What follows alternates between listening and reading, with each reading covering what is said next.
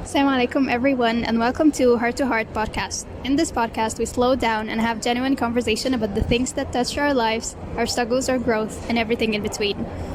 In the first episode, we talked about intersectionality, and this is part 2. We're still talking about intersectionality.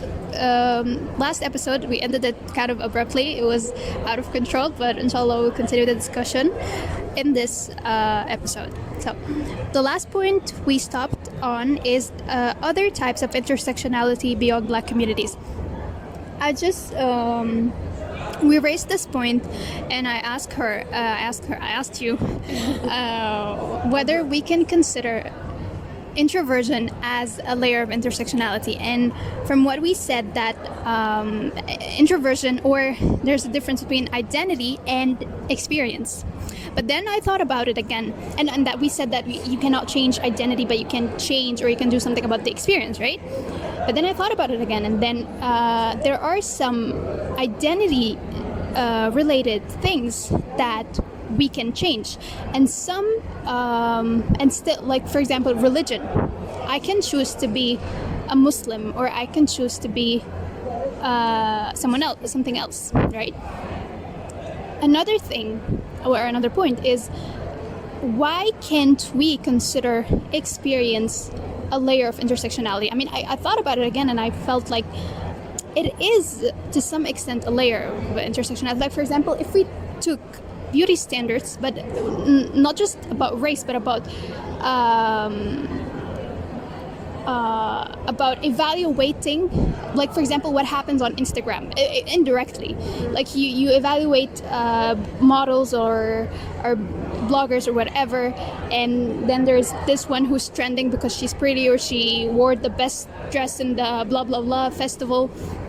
So we kind of do this. Like there's other forms of oppression that we do, not directly oppression, but maybe indirect oppression that we do in our day-to-day life. So what's your take on this? What do you think about this? Tell me. Well, actually, I remember saying that we cannot, or we're not oppressed for our experiences. Like inside myself, I felt like it was contradicted.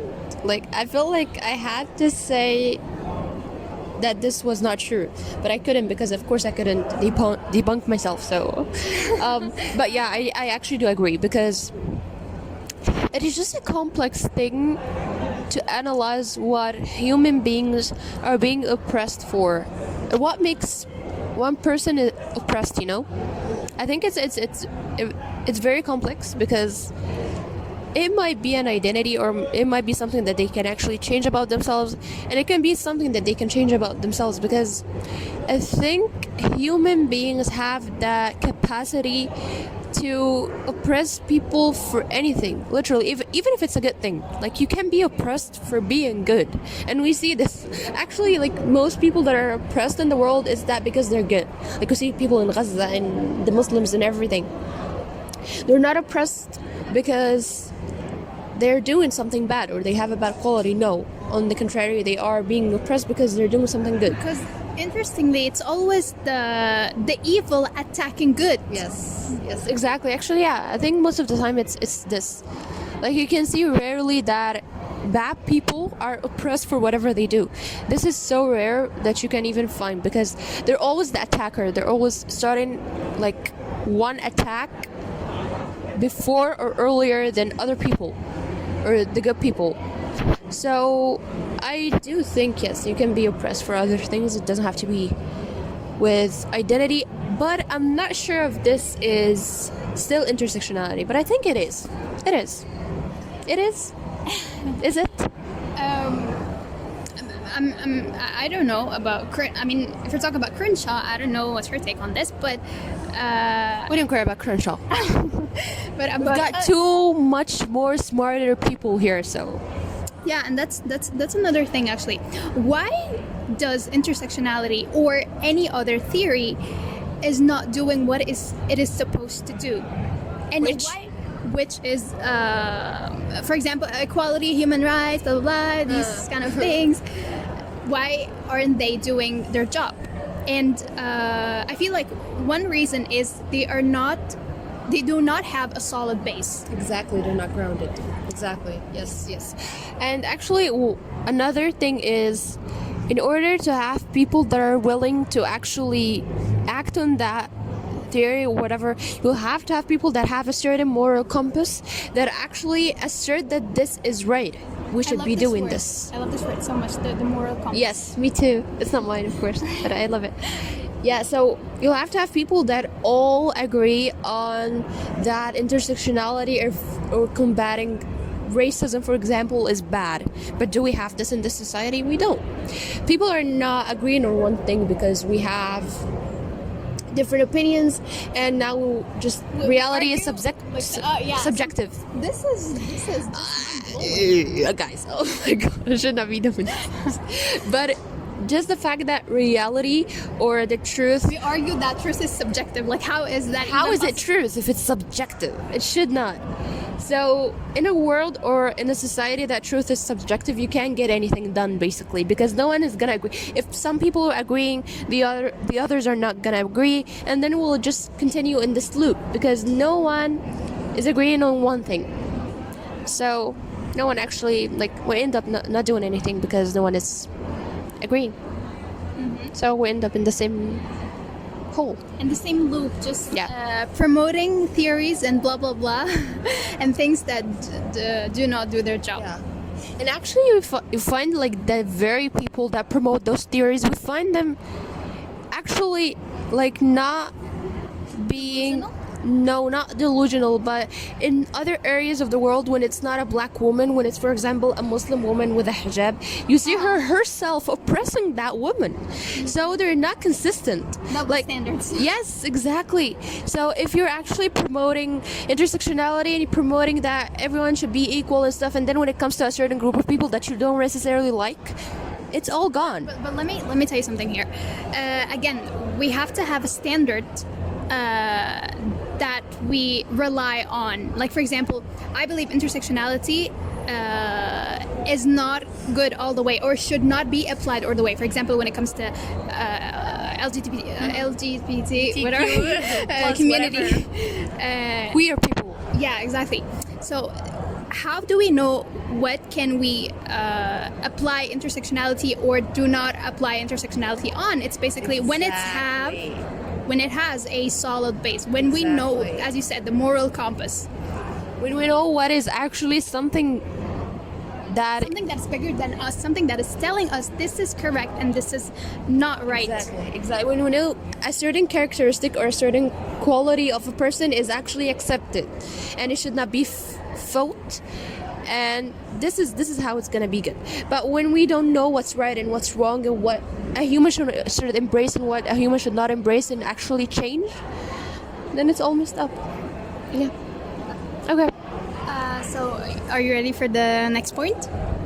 I think I am. I'm a bit sleepy and I have a presentation with 45 minutes or less than 45 minutes. Yeah. So I'm a bit nervous, but I know we're gonna do something good, inshallah. Yeah. I guess the next point is logically tied to what we have been said.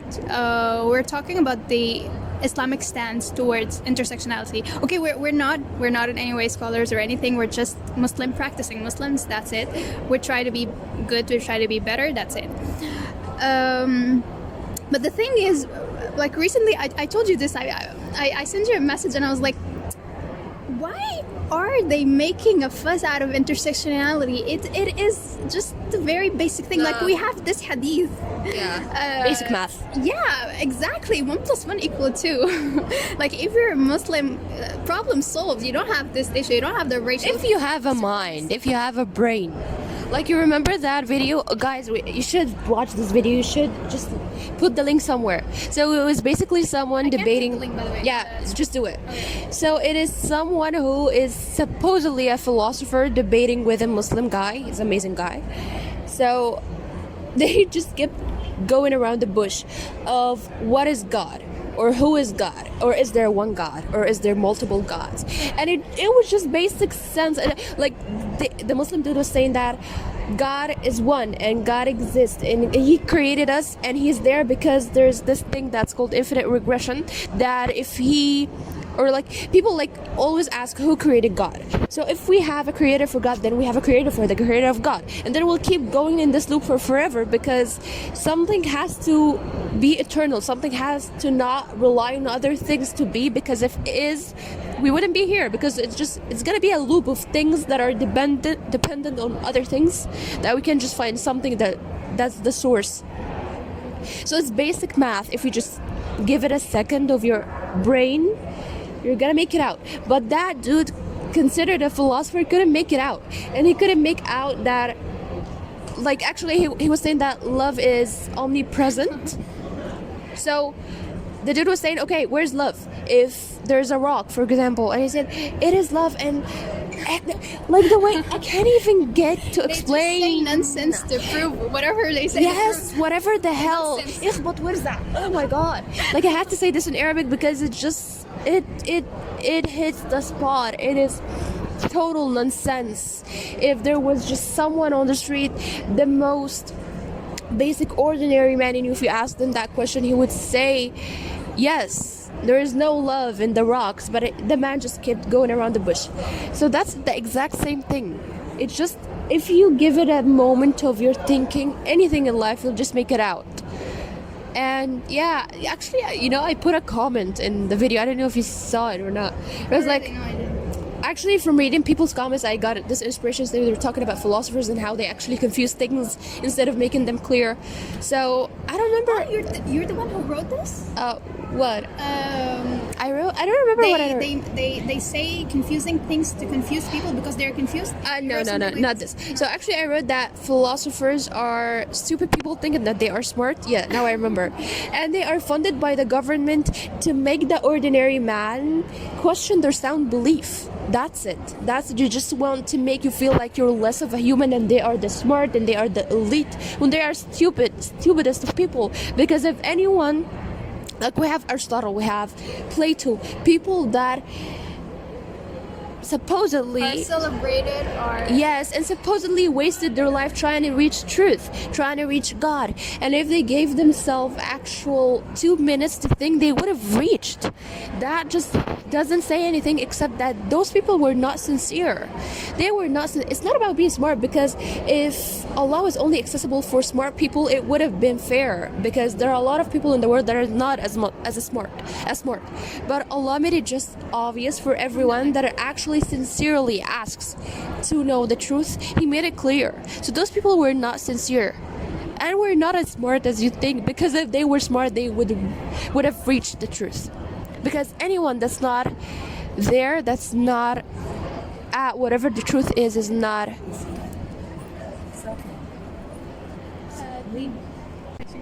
Okay, so I was saying that anyone that's not on the right side, on the truthful side, is not smart or is not sincere. Because I still believe that there are a lot of people in the world that know that Islam is the truth, but still not choose, because it's easier to be the wreck they are. It's easier to be messy. It's easier to be lazy. It's easier not to pray 5 times a day, not commit to things. It's easier to go around with girls, and it's easier to drink. But if you actually think it through, it's not easier. It's actually so way harder. I just understand those people because they never imagined or never experienced. When you think about the consequences, even without the consequences, even here, guys, I know those people feel like it's hard because they haven't experienced what it's like to be here. Like, like a lot of here, like in Islam, in the truth, doing what's right. Because we have a lot of born Muslim. Looking from a Muslim lens, what the Muslim life is like. Exactly. It's not the boring kind of uncool life. No, not at all. Imagine like literal billions of born Muslims think the same way. Think that if we practice, if we pray the 5 times, if we wear that correct hijab, if we do that, yes, it's gonna be boring. It's not gonna be as good. We're not gonna be as successful. And we were included, like me and you were the same thing. At a time, yeah, at a time of our lives. But the actual thing is, it's quite the opposite. It's actually whenever you reach the truth, everything is easier. Everything is facilitated, because and most importantly, it's you from the inside that you feel you're on the right path. Like, I feel like this is so important because, like, even when I think about torment, like even in this life, in the dunya, like sometimes, like we've talked about this before, we've talked about the void, like you have something inside of you. This is, yani, subhanallah, an innate thing that is searching for the truth, and the more you suppress it, the void gets larger and larger, and you're just numb, you're heartless, you don't feel anything. And then even if you're doing something that is apparently enjoyable, you don't feel this anymore. Like you told me once before, I was in Dubai and I'm supposed to be enjoying my life, and I'm not, and I'm depressed and all. Yeah, exactly. And it's such a blessing that this void exists, because it invites you. It invites you. It is like the little steps that you should be following, because if it's not there, you'll never know that you're wrong. So we should just know how blessed we are as human beings, because we have signs to guide us to the truth, to guide us to Allah, our creator. So if we actually follow these signs, they don't even know, like guys, you don't even know what's gonna happen, because it is just crazy here. It is totally crazy here. And it's not as you think, it's not boring, it's the most crazy, mind-blowing things happen here. The most mind-blowing feelings. You feel like you're flying, literally. You feel like you have this hadith, the Prophet saying that if, like, to the companions, if you stay in the same state that you were with me when we're doing dua and dhikr and all of these things, you literally go in the street and the angels would shake your hands. This is exactly how we feel. I'm not gonna say and claim that this happens all the time. At times, this is exactly how we feel. We feel like you're partially angelic of how spiritual. The more you work on your face, the more you work on iman, the more you get closer to this. Exactly. And it's just something, it's priceless. Nothing in this world, nothing that's food, no girl, I don't know. Yeah, exactly. But no girl, no man, no food, no drink, Nothing will substitute this. And if you lose this, you lose everything. Like I saw this post in Ramadan, and it was heartbreaking for me. Like it's like if I lost Laylatul Qadr, I lost it all, you know? Yeah. Oh, that hurts. Because they say it was the 25th. And on the 25th, I messed up so bad. And if let's just not talk. Yeah, let's not talk about which. Yeah. Which night it was. Anyways, yeah, let's move on. So we were talking about intersectionality from an Islamic perspective. So I guess. Do we have enough time? We can make like a third. Third part? Yeah, part. What do you think? If you want think? to talk about feminism, we can do this now and wrap it up. Yeah. Okay. But whatever. It's like, you know, it's. Or you want to go on in the. It's implicit. Like whatever we said right now, it's implicit how intersectionality is seen from Islam. So it's just that everyone is equal, everyone is good. We love everyone. And yeah, the true criterion that really matters is not visible to everyone. It is piety. It is inside. It's the heart. So I cannot say you're good or like you're truly good or like of course if I see you do something bad, I'm gonna say, oh, this is a bad act. But generally, I cannot discriminate you or oppress you based on something. For example, I don't see. Exactly. Yeah, exactly. So it is just the West keeps doing all of these things because they don't have Islam, they don't have the truth. Okay, about feminism. Okay, we have like 5 minutes for feminism, but we'll not have enough time. Can we do a third part? Okay, do you think, guys, our non-existent audience, do you think we should be doing a part 3? Because we're very late for the presentation and I'm so nervous. I'm literally like... Why are you nervous? Because it's... I don't know. It's just... I don't like presentations. So, you know. Whatever. I think we'll be doing part 2. Okay. Part 3. Part 3, okay. Maybe after the presentation. Or maybe we can make a separate episode about just feminism. We're talking deep. I'm down for that. Okay. Let's do it. Yeah, I've got a lot of things to say about feminism. Okay, so I guess that's it. We're done with intersectionality, and we'll see you guys in the next episode, inshallah. Take care. Bye. Oh, that was fake.